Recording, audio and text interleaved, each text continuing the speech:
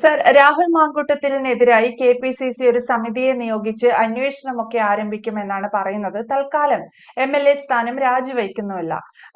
പക്ഷേ ഇതിനിടയിൽ ഇത് രാഹുൽ മാങ്കൂട്ടത്തിലിന്റെ വിഷയം ഒരു ലാഭമാക്കി മാറ്റുന്ന ചിലരെങ്കിലുമുണ്ട് എന്ന് നമുക്ക് തോന്നിപ്പോകും. കാരണം കഴിഞ്ഞ 2 ദിവസങ്ങളിലായി ചില രാഷ്ട്രീയ പാർട്ടികളിൽ നിന്ന്, പ്രത്യേകിച്ച് CPM സംസ്ഥാന സെക്രട്ടറി എം.വി. ഗോവിന്ദൻ ഉൾപ്പെടെയുള്ളവരുടെ ചില വിഷയങ്ങൾ വാർത്തകളിൽ നിറഞ്ഞു നിന്നിരുന്നു.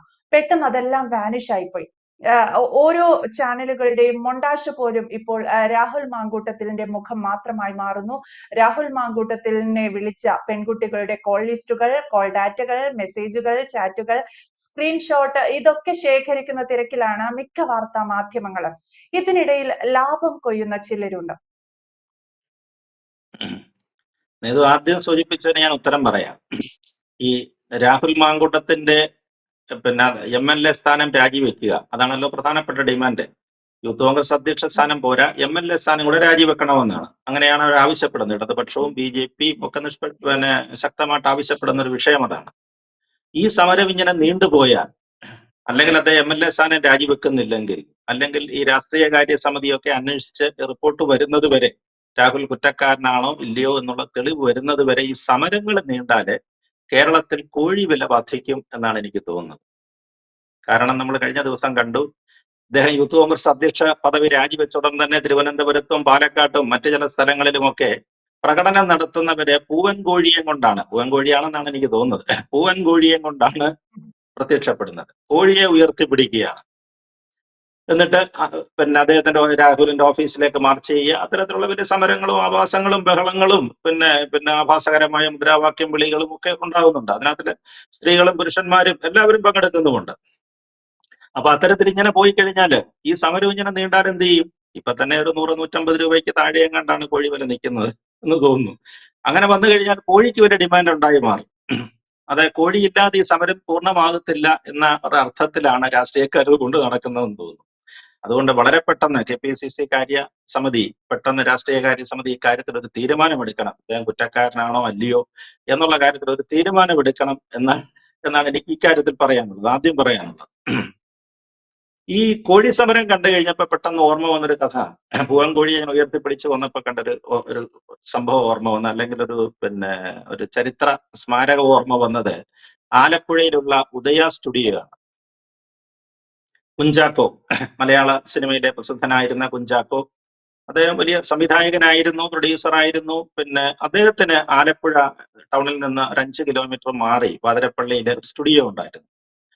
അപ്പൊ മലയാള സിനിമ മദ്രാസിൽ നടക്കുന്ന കാലത്ത് അതിന്റെ എല്ലാ വർക്കുകളും ചെയ്യത്തക്ക ശേഷിയോടുകൂടിയാണ് അദ്ദേഹം ഈ സ്റ്റുഡിയോ അവിടെ സ്ഥാപിച്ചത്. എല്ലാ വർക്കുകളും കേരളത്തിൽ ചെയ്യാമായിരുന്നു.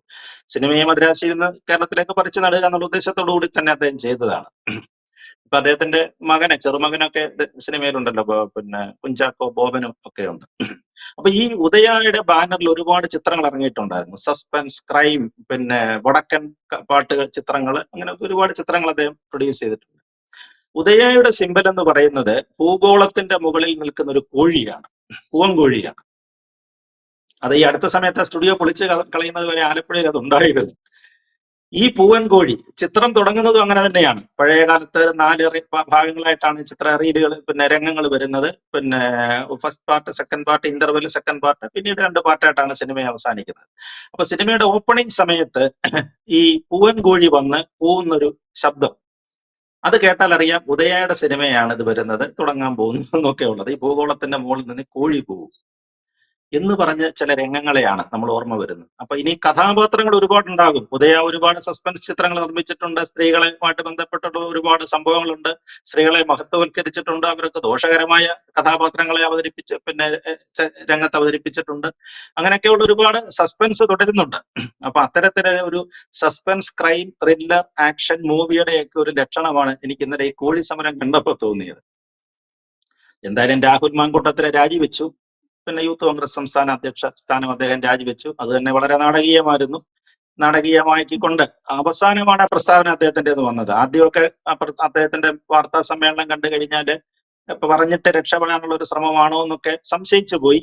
അതുപോലെ തന്നെ ചില ചാനലുകളെയൊക്കെ അറ്റാക്ക് ചെയ്തുകൊണ്ടുള്ള പ്രൊവോക്ക് ചെയ്യാനുള്ള ചില ശ്രമങ്ങളും ഒക്കെ ഉണ്ടായി. പക്ഷെ വളരെ ബുദ്ധിപരമായിട്ടാണ് കേട്ടോ, വളരെ ബുദ്ധിപരമായിട്ട് അദ്ദേഹം സംസാരിച്ചു. അവസാനം അവന് ക്ലൈമാക്സിലാണ് വെളിപ്പെടുത്തിയത്, ഞാൻ യൂത്ത് കോൺഗ്രസ് അധ്യക്ഷ സ്ഥാനം രാജിവെക്കുന്നു. അപ്പൊ ഇതിന് കാരണമായിട്ട് അദ്ദേഹം പറയുന്നത്, എന്നോട് ആരും ചോദിച്ചിട്ടില്ല, എന്നോട് ആരും നിർബന്ധം ഉണ്ടായിട്ടില്ല, പിന്നെ KPCC-യോ AICC-യോ ആരും നിർദ്ദേശിച്ചിട്ടില്ല. സ്വമേധയാ എന്റെ പ്രവർത്തകർക്ക്, എന്റെ കൂടെ നിൽക്കുന്നവർക്ക് അപമാനം ഉണ്ടാകാതിരിക്കാൻ വേണ്ടി ഞാൻ രാജിവെക്കുന്നു എന്നുള്ളതാണ്. അതിനുശേഷം നടന്ന, അല്ലെങ്കിൽ അതിന് തൊട്ടു മുമ്പ് നടന്ന KPCC പ്രതിപക്ഷ നേതാവിന്റെ പത്രസമ്മേളനമാണ് നമ്മൾ ശ്രദ്ധിക്കേണ്ടത്. അദ്ദേഹം വളരെ കൃത്യമായിട്ടൊരു കാര്യം പറഞ്ഞു, എന്നെ കൂടെ ഈ കേസിൽ കൊടുക്കാനായിട്ടുള്ള ശ്രമം ഉണ്ടായിരുന്നു എന്നുള്ളതാണ്. അദ്ദേഹത്തിന്റെ ഒരു ഗോഡ് ഫാദറുടെ രൂപത്തിലൊക്കെയാണ് പിന്നെ പ്രതിപക്ഷ നേതാവ് VD സതീശനെ ചില രാഷ്ട്രീയക്കാരൊക്കെ കണ്ടുകൊണ്ടിരുന്നത്. അപ്പൊ അദ്ദേഹത്തെ കൂടെ കൊടുക്കാൻ ഒരു ശ്രമം ഉണ്ടായി എന്നാണ് പറയുന്നത്. പക്ഷെ ഞാൻ അതിൽ നിന്ന് വളരെ ബുദ്ധിപരമായിട്ട് രക്ഷപ്പെട്ടു എന്നുള്ള ഒരു അർത്ഥത്തിലാണ് അദ്ദേഹം സംസാരിക്കുന്നത്. ആ പെൺകുട്ടി എനിക്ക് മകളെ പോലെയാണ്, അങ്ങനെയാണ് അദ്ദേഹം പറഞ്ഞത്. ആ പെൺകുട്ടി എനിക്ക് മകളെ പോലെയാണ്, അല്ലെങ്കിൽ ഞാൻ അവൾക്ക്, പെൺകുട്ടി പറഞ്ഞത് എങ്ങനെയാണ്, അദ്ദേഹം എന്റെ പിതാവിനെ പോലെയാണ്, എന്റെ മണ്ഡലത്തിലെ വടക്കൻ പറവൂർ മണ്ഡലത്തിലെ MLA ആണ്, എന്റെ പിതാവിനെ പോലെയാണ്. അപ്പൊ അച്ഛൻ മകൾ ബന്ധം ഞങ്ങൾ തമ്മിൽ ഉണ്ടായിരുന്നു, അത്തരത്തിലുള്ള ഒരു അച്ഛന്റെ സ്ഥാനത്ത് നിന്നുള്ള ബന്ധമുണ്ട്. അപ്പൊ അതുകൊണ്ട് ഞാൻ ഈ കാര്യം അദ്ദേഹത്തോട് സൂചിപ്പിച്ചിരുന്നു എന്നുള്ള മട്ടിലാണ് ആ പെൺകുട്ടിയുടെ സംസാരം വരുന്നതെന്ന് എനിക്ക് തോന്നുന്നു. ആദ്യകാലത്ത് സൂചിപ്പിച്ചിരുന്നു. പക്ഷേ സതീശൻ അതിനകത്തിൽ വളരെ ബുദ്ധിപരമായ ഒരു മറുപടിയാണ് പറഞ്ഞത്. അദ്ദേഹം പറഞ്ഞത്, ഞാനൊരു നെഹ്റുവിയനാണെന്ന് തോന്നുന്നു എന്നുള്ള മട്ടിലാണ് വരുന്നത് കാര്യങ്ങൾ. നെഹ്റുവിയനാണ്. അപ്പൊ ഉടൻ തന്നെ ഞാൻ എന്റെ പിന്നെ പുസ്തക ശേഖരത്തിൽ നിന്ന് ഒരു അച്ഛൻ മകൾക്ക് അയച്ച കത്തുകൾ എന്ന് പറയുന്നത് പണ്ടത്തെ പോലെ നെഹ്റു മകൾ ഇന്ദിരാഗാന്ധിക്ക് അയച്ച കത്തുകളുടെ പരാമർശങ്ങൾ ചിലതൊക്കെ ഉദ്ധരിച്ചുകൊണ്ട് അവൾക്ക് മറുപടി പറഞ്ഞു. അങ്ങനെ അവൾ തൃപ്തയായി പോയി എന്നുള്ളൊരു മട്ടിലാണ് സതീശന്റെ സംസാരം നമ്മൾ കേട്ട് കഴിഞ്ഞാൽ നമുക്ക് തോന്നുന്നത്. അപ്പൊ അത്തരത്തില് ഒരു റിട്ടേൺ പരാതിയായിട്ടൊന്നും വന്നില്ല എന്നൊക്കെ പറഞ്ഞിട്ട് അദ്ദേഹം ആ വിഷയത്തിൽ നിന്ന് അങ്ങ് മാറുകയും ചെയ്തു. രാഹുൽ പറയുന്നത് എന്താണ്? രാഹുൽ ഇപ്പൊ പറയുന്നത്, രാഹുലിന്റെ ശബ്ദങ്ങളൊക്കെ ഉള്ള, രാഹുലിന്റെ പേര് തന്നെ ഇല്ലെന്നാണ് പറയുന്നത്. രാഹുൽ എന്നുള്ള മാങ്കൂട്ടത്തിൽ നിന്നുള്ള പേര് വന്നില്ല. രാഹുലിന് പിന്നെ ഇംഗ്ലീഷ് ഭാഷയിൽ സ്വാധീനമുള്ളത് കൊണ്ടും അദ്ദേഹം ഡൽഹിയിലൊക്കെയാണ് പഠിച്ചത് ഉള്ളത് കൊണ്ടും അദ്ദേഹത്തിന് ഇംഗ്ലീഷ് ഭാഷയിൽ കൂടുതലായിട്ട് മലയാളവും അതേപോലെ തന്നെ ഇംഗ്ലീഷും നന്നായിട്ട് സംസാരിക്കുന്നുണ്ട്. ഇപ്പൊ ഹൂ കേസ് എന്നുള്ളൊരു വാക്കാണ്. അപ്പൊ ഹൂ കേസ് എന്നൊരു വാക്ക് പറഞ്ഞു കഴിഞ്ഞാൽ അത് രാഹുൽ മാങ്കൂട്ടുമായിട്ട് ബന്ധപ്പെട്ട് വരുന്നതാണെന്നാണ് ഇപ്പോഴത്തെ നമ്മൾ ഈ നിലവിലുള്ള സ്ഥിതി പരിശോധിക്കുമ്പോൾ നമുക്ക് മനസ്സിലാകുന്നത്. അങ്ങനെ ഒരു ഹൂ കേഴ്സ് ആണത് പറഞ്ഞത്. അത് ഒരാഴ്ചക്ക് മുമ്പ് പറഞ്ഞത് രാഹുൽ മാങ്കൂട്ടമായതുകൊണ്ട് ഇദ്ദേഹത്തിന്റെ പേരിലേക്കാണ് ആരോപണങ്ങൾ വരുന്നത് എന്നൊക്കെയാണ് വ്യാഖ്യാനിച്ചു വരുന്നത്. എന്തായാലും കൊള്ളാം, അതിന്റെ പേരിൽ യൂത്ത് കോൺഗ്രസ് അധ്യക്ഷ സ്ഥാനം ഒഴിയുകയും ചെയ്തു. അദ്ദേഹം പറഞ്ഞ പെൺകുട്ടികൾ, ഉപദ്രവിച്ചു എന്ന് പറയുന്ന പെൺകുട്ടികൾ, അതില് ചിലർക്ക് ഈ പറഞ്ഞതുപോലെയാണ്, അദ്ദേഹത്തിന്റെ കാമുകിമാരെ പോലെ ആയിരുന്നു എന്നാണ് ചിലർ പറയുന്നത്. ചില ആളുകൾ പറയുന്നത് കാമുകിമാരെ പോലെ. കാമുകിമാർക്ക് നമുക്ക് രഹസ്യ ചാറ്റുകളൊക്കെ അയക്കാം, അല്ലെങ്കിൽ അശ്ലീല സംഭാഷണങ്ങളൊക്കെ അയച്ചാൽ കാമുകിമാരോടും പരാതിപ്പെടാറില്ലല്ലോ. അതൊക്കെയാണ് ഇപ്പൊ പുറത്തു വന്നുകൊണ്ടിരിക്കുന്നത്. അതിനകത്തൊരു ട്രാൻസ്ജെൻഡറായ ഒരു വുമൺ വരെ വന്നിട്ടുണ്ട്, സ്ത്രീ വരെ വന്നിട്ടുണ്ട്. അതാണ് അവസാന കഥാപാത്രമായിട്ട് വന്ന് നിൽക്കുന്നത്. ഇനി ആരൊക്കെ ഉണ്ടെന്ന് അറിഞ്ഞുകൂടാ. അതേപോലെ തന്നെ ചിലര് അദ്ദേഹം ഭാര്യമാരെ പോലെ കണ്ടിരിക്കാം. മുമ്പേ പറഞ്ഞതുപോലെ അച്ഛൻ, മകൾ, കാമുകി, പിന്നെ ഭാര്യാബന്ധത്തിനും ചിലപ്പോൾ അദ്ദേഹം കണ്ടിരിക്കാം. ഒരു ഭർത്താവിനുണ്ടാകുന്ന സ്വാതന്ത്ര്യം, ആ സ്വാതന്ത്ര്യമായിരിക്കും ചിലപ്പോൾ അദ്ദേഹം എടുത്തിട്ടുള്ളത്, അദ്ദേഹം അങ്ങനെ ചെയ്തിട്ടുണ്ടെങ്കിൽ. അപ്പൊ അവര് ഗർഭിണിയാകാതൊക്കെ സ്വാഭാവികമായ കാര്യങ്ങളാണ് എന്നുള്ളൊരു മട്ടിലാണ്, വളരെ കാഷ്വലായി സംസാരമാണ്. അദ്ദേഹത്തിന്റെ മറുപടി കേട്ട് കഴിഞ്ഞാൽ വളരെ സ്വാഭാവികമായിട്ട് പോകുന്ന ചില കാര്യങ്ങളാണ് എന്ന് തോന്നുന്നത്. അപ്പൊ ഇത്തരത്തിൽ എന്തായാലും അദ്ദേഹം രാജിവെച്ച്, ഞാൻ നേരത്തെ സൂചിപ്പിച്ചതുപോലെ അദ്ദേഹം മിടുക്കനാണ് കേട്ടോ. രാഹുൽ വളരെ മിടുമിടുക്കനായ രാഷ്ട്രീയക്കാരനാണ്. നമ്മൾ പറയാം, പത്തനംതിട്ട ജില്ലയിലെ അടൂരിലാണ് അദ്ദേഹത്തിന്റെ വീട്. ചെറുപ്പകാലം തന്നെ, വളരെ ചെറുപ്പത്തിൽ തന്നെ ഒരു 15 ഹൈസ്കൂൾ വിദ്യാഭ്യാസം കഴിഞ്ഞ ശേഷമാണ് രാഷ്ട്രീയത്തിലേക്ക് വരുന്നതെന്ന് തോന്നുന്നു. ആ സമയത്ത് 10, 15, 16 വയസ്സുള്ളപ്പോൾ രാഷ്ട്രീയത്തിൽ വന്നതാണ്. പക്ഷെ വളരെ പെട്ടെന്ന് തന്നെ യൂത്ത് കോൺഗ്രസിന്റെ സംസ്ഥാന അധ്യക്ഷ പദവിയിൽ വരെ അദ്ദേഹം എത്തിക്കഴിഞ്ഞു. അതൊരു കഴിവ് തന്നെയാണ്. അദ്ദേഹത്തോടൊപ്പം അന്ന് പത്തനംതിട്ട ജില്ലയിലും കേരളത്തിലും രാഷ്ട്രീയത്തിൽ വന്ന എത്രയോ നേതാക്കന്മാരുണ്ട്. അവരാരും ഈ പറഞ്ഞ പോലെ പരമാവധി ജില്ലാ ഭാരവാഹിത്വം വരെ എത്തിയിട്ടുള്ളൂ. പക്ഷെ രാഹുൽ എത്തി. അതോടൊപ്പം തന്നെ അദ്ദേഹം ആയി 2 വർഷത്തിനകം MLA-യുമായി, പാലക്കാട് മണ്ഡലത്തിലെ MLA-യുമായി. അതിന്റെ വേറെ ചരിത്രങ്ങളൊക്കെ ഉണ്ട്. അത് നമ്മൾ നേരത്തെയൊക്കെ ചർച്ച ചെയ്തതായതുകൊണ്ട് ആ വിഷയങ്ങൾ ഞാൻ അധികം പ്രതിപാദിക്കുന്നില്ല. അപ്പൊ അന്ന് രാഹുൽ MLA ആയിരുന്ന സമയത്ത് ഒരു വാദം വന്നത്, ഇരട്ട പദവി വേണ്ട. രാഹുൽ അധ്യക്ഷ പദവിയിലേക്ക് വന്നത് തന്നെ ചില ആരോപണങ്ങളുടെ ഒക്കെ അന്ന് ഉണ്ടായിരുന്നു. പിന്നെ അദ്ദേഹം ഇങ്ങനെ വ്യാജമായ ചില തെരഞ്ഞെടുപ്പ് ഉണ്ടാക്കി എന്നൊക്കെ പറഞ്ഞു. അതെല്ലാം പിന്നീട് അങ്ങ് കെട്ടടങ്ങിപ്പോയി. പിന്നീട് കേട്ടത് ഇരട്ട പദവി വേണ്ട, രാഹുൽ അങ്ങനെ യൂത്ത് കോൺഗ്രസ് അധ്യക്ഷനുമാകണ്ട, ഒരേ സമയം MLA-യുമായി ഇരിക്കണ്ട. രണ്ടിലേതെങ്കിലും ഒന്ന് രാജിവെക്കണം. അതാണ് അന്നുണ്ടായ ഒരു ഡിമാൻഡ് എന്ന് പറയുന്നത്. പക്ഷെ രാഹുൽ എത്ര ബുദ്ധിമാനായിരുന്നു, അദ്ദേഹം എത്ര ദീർഘവീക്ഷണമുള്ള ആളായിരുന്നു നമ്മൾ മനസ്സിലാക്കി. ഈ രണ്ട് പദവി കയ്യിൽ ഇരുന്നത് കൊണ്ടാണ് അദ്ദേഹത്തിന് പിടിച്ചു നിൽക്കാൻ പറ്റിയത്. ഇപ്പൊ MLA സ്ഥാനം മാത്രമേ ഉണ്ടായിരുന്നുള്ളെങ്കിൽ എന്ത് ചെയ്തേന്? അദ്ദേഹത്തിന് സ്വാഭാവികമായിട്ട് അത് രാജിവെക്കേണ്ടി വന്നേനെ, അല്ലേ? അതാണല്ലോ രാജിവെക്കേണ്ടത്, മറ്റൊന്നും ഒഴിയാൻ മാർഗമില്ലല്ലോ. അപ്പൊ അതുകൊണ്ട് യൂത്ത് കോൺഗ്രസിന്റെ സംസ്ഥാന അധ്യക്ഷ പദവിയുടെ കയ്യിൽ ഇരുന്നത് കൊണ്ട് ഒന്ന് പോയതേ ഉള്ളൂ, മറ്റേത് MLA സ്ഥാനം കയ്യിലുണ്ട്. അപ്പൊ അങ്ങനെ ഇത്തരം കേസുകളിൽ വരുന്ന ഒരാള് പാലക്കാട്ടെ ജനങ്ങളുടെ പ്രതിനിധിയായിട്ടിരിക്കുന്നത് നല്ലതാണോ എന്നൊക്കെയുള്ള ചർച്ചകളൊക്കെ വരുന്നുണ്ട്. അതൊക്കെ പിന്നെ രാഷ്ട്രീയ കാര്യസമിതി കണ്ടുപിടിക്കട്ടെ, അവരാണ് അത്തരം കാര്യങ്ങളിലൊക്കെ വിദഗ്ധരായിട്ടുള്ള ആളുകൾ. അതല്ലെങ്കിൽ അതിന്റെ മറുവാദങ്ങൾ വരുന്നുണ്ട്. ഈ രംഗത്ത് മുമ്പേ പറഞ്ഞ രാഹുലിനെതിരെ വന്ന ആരോപണം പോലുള്ള രംഗത്ത് വളരെ തഴക്കവും പഴക്കവും എക്സ്പീരിയൻസ്ഡും രാഹുലിനെക്കാട്ടിൽ ഇക്കാര്യങ്ങളിൽ മിടുക്കനായ മറ്റൊരു MLA നിയമസഭയിൽ ഇരിപ്പുണ്ടെന്നാണ് പറയുന്നത്.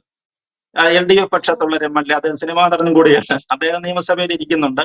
അദ്ദേഹത്തിന് കുഴപ്പങ്ങളൊന്നുമില്ല. ഇതിനെക്കാട്ടി വലിയ ഗുരുതരമായ ആരോപണങ്ങൾ നേരിട്ട ആളാണ്. അപ്പൊ പിന്നെ രാഹുൽ മാത്രം ഇക്കാര്യത്തിൽ എന്താണെന്നുള്ള, എന്തിനു മാത്രം രാജിവെക്കണം, MLA സ്ഥാനം രാജിവെക്കണം എന്നൊരു ഡിഫൻസ് അവിടെ ഉണ്ടാകുന്നുമുണ്ട്. എന്തായാലും അദ്ദേഹം പിടിച്ചു നിൽക്കാനുള്ള പരമാവധി ശ്രമത്തിലാണ്.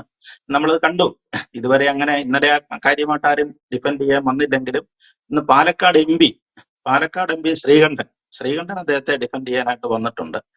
അങ്ങനെ പ്രത്യക്ഷമായിട്ട് പറയുന്നില്ലെങ്കിലും അദ്ദേഹത്തിന്റെ വാചകങ്ങൾക്കിടയിലെ വരികൾക്കിടയിൽ അങ്ങനെയാണ് ഒരു സൂചന വരുന്നത്. രാഹുലിനെ അങ്ങനെ ഒറ്റപ്പെടുത്തി ആക്രമിക്കേണ്ട കാര്യമില്ല എന്നാണ്. അതിനകത്തിൽ മറ്റൊരു രാഷ്ട്രീയം കൂടെ ഉണ്ട്. പാലക്കാട് MP ആണ്. ഇനി അവിടെ ബൈ ഇലക്ഷൻ രാഹുലെങ്ങാനും രാജിവെക്കേണ്ട സാഹചര്യം ഉണ്ടായാൽ, അവിടെ ബൈ ഇലക്ഷനോ വല്ലതും വേണ്ടി വന്നു കഴിഞ്ഞാൽ അതിന്റെ ചുമതല, ഉത്തരവാദിത്വവും ഭാരവും എല്ലാം ഇദ്ദേഹത്തെ ഏൽക്കേണ്ടി വരും, ശ്രീകണ്ഠനെ ഏൽക്കേണ്ടി വരും. എന്ത് പറഞ്ഞ് പിടിച്ചു നിൽക്കാൻ പറ്റും? ഒരു തെരഞ്ഞെടുപ്പ് ഉണ്ടായി തന്നെ ആ കൂടെ നിന്ന് വളരെ ഒരു നല്ല സഹപ്രവർത്തകൻ ഡോക്ടർ സരിൻ രാജിവെച്ച് അപ്പുറത്ത് ചാടി എതിർ സ്ഥാനാർത്ഥിയായതാണ്. അപ്പൊ അതുകൊണ്ട് ഇനി അത്തരത്തിലുള്ള തലവേദനകളും ഗുരുമാലകളും ഒന്നും ഉണ്ടാകണ്ട എന്ന് കരുതിയിട്ടാണോ എന്നറിയത്തില്ല. എന്തായാലും ഇതുവരെ അദ്ദേഹത്തിന് രാഹുലിന് വേണ്ടി വാദിക്കാൻ വന്ന ഒരേ ഒരാളെന്ന് പറയുന്നത് ശ്രീകണ്ഠൻ MP ആണ്, പാലക്കാട് MP ശ്രീകണ്ഠനാണ്. അപ്പൊ ഇതിന്റെ ക്ലൈമാക്സിലേക്കാണ് നമ്മൾ പോകുന്നത്. എങ്ങനെയായിരിക്കും വരുന്നത്? ജനപ്രതിനിധി യൂത്ത് കോൺഗ്രസ് അധ്യക്ഷന്റെ പറഞ്ഞില്ലേ, പല യൂത്ത് കോൺഗ്രസ്സുകാരും പറയുന്ന ഒരു കാര്യമാണ്, ഇങ്ങനെ ഒരാളിന്റെ കൂടെ എങ്ങനെ പ്രവർത്തിക്കാൻ പറ്റും, സ്ത്രീകൾക്ക് എങ്ങനെ പ്രവർത്തിക്കാൻ പറ്റും? ഓരോ ദിവസവും പുറത്തു വരുന്ന സംഭവങ്ങളെ വെച്ച് നോക്കുകയാണെന്നുണ്ടെങ്കിൽ ഇദ്ദേഹത്തെ മുമ്പേ പറഞ്ഞതുപോലെയുള്ള ആ കഥാപാത്രമായിട്ടൊക്കെ മാറ്റിയെടുക്കേണ്ടി വരും. അങ്ങനെയാണ് കാര്യങ്ങൾ പോകുന്നത്. എന്തായാലും നെല്ലും പതിരും തിരിയട്ടെ എന്നുള്ളത് കാര്യമേ നമുക്ക് ഇക്കാര്യത്തിൽ പറയാനുള്ളൂ. നല്ലതെങ്കിൽ അദ്ദേഹം അങ്ങനെ തെറ്റുകാരനല്ലായിരുന്നെങ്കിൽ സമൂഹത്തിന്റെ മുമ്പിൽ വന്നിട്ട് വീണ്ടും ഒരു അഗ്നിശുദ്ധി വരുത്തി അദ്ദേഹം വരട്ടെ. അതുവരെ ഈ പറയുന്നത് പോലെയുള്ള കൂലി സമരവും മറ്റു കാര്യങ്ങളും ഒക്കെ എന്തായാലും സംസ്ഥാനത്ത് തുടരുമെന്നുള്ള കാര്യത്തിൽ യാതൊരു സംശയവുമില്ല. എന്തായാലും രാഹുൽ മാങ്കൂട്ടത്തിനെതിരെ അതീവ ഗുരുതരമായ ആരോപണങ്ങളാണ് ഇപ്പോൾ പുറത്തു വരുന്നത്. ഓരോ സമയവും ഓരോരുത്തർ വന്ന് തങ്ങൾക്ക് നേരെയുണ്ടായ ദുരനുഭവം എന്ന രീതിയിൽ വെളിപ്പെടുത്തലുകൾ നടത്തിക്കൊണ്ടിരിക്കുകയാണ്. പക്ഷെ അവിടെയാണ് രാജഗോപാൽ സർ കൺക്ലൂഷനിൽ സൂചിപ്പിച്ച ഒരു കാര്യമുള്ളത്. നെല്ലും പതിരും വേർതിരിച്ചെടുക്കുക എന്നുള്ളത്. അത് യൂത്ത് കോൺഗ്രസിന് രാഹുൽ മാങ്കൂട്ടത്തിനൊക്കെ വലിയ വെല്ലുവിളിയാണ്. ഇതിൽ എത്രത്തോളം പറയുന്നതിൽ യാഥാർത്ഥ്യമുണ്ട്, ഇതിൽ ഏതൊക്കെ AI ക്രിയേറ്റഡ് ആണ്, അല്ലെങ്കിൽ രാഹുൽ മാങ്കൂട്ടത്തിന് തെറ്റുപറ്റിയിട്ടുണ്ടോ എന്നെല്ലാം അന്വേഷിക്കേണ്ടതും തെളിയിക്കേണ്ടതും കോൺഗ്രസിന്റെ മാത്രം ഉത്തരവാദിത്തമായി ഈ വിഷയത്തിൽ മാറുന്നു എന്നുള്ളതാണ് വ്യക്തമാണ്. Thank you Rajagopal sir.